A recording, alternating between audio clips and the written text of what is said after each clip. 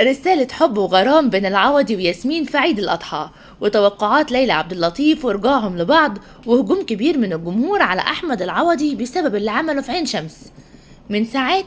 ومع بداية عيد الأضحى المبارك، تصدر الفنان أحمد العوضي الترند بسبب اللي عمله وسط الأهالي في عين شمس أول يوم العيد.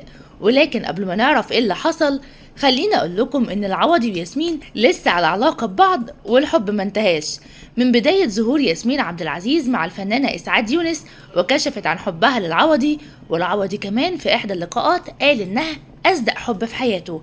وتوقعت خبيرة الفلك ليلى عبد اللطيف إنهم هيرجعوا لبعض قريب جدا، ولكن رجوعهم هيكون فني فقط، ولكن هيعملوا فيلم سينمائي هيكسر الدنيا. المهم، من ساعات تصدر الفنان أحمد العوضي الترند بسبب ظهوره في منطقة عين شمس، وتعرض العوضي لهجوم كبير من الجمهور وكل رواد التواصل الاجتماعي بسبب اللي عمله.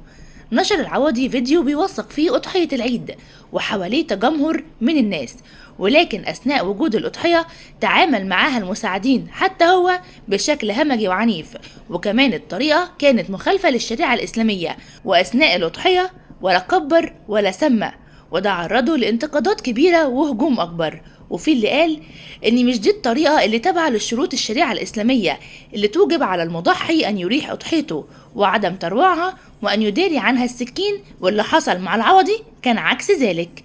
وفي اللي قال فيديو همجي وطريقة تضحية غير شرعية، وصيت على الفاضي، انا كنت بضحي جوه بيتي بدون ما جاري يحس بيا، ما كانش بيعرف ان انا ضحيت غير لما بتوصله اللحمة. احنا بقينا فين؟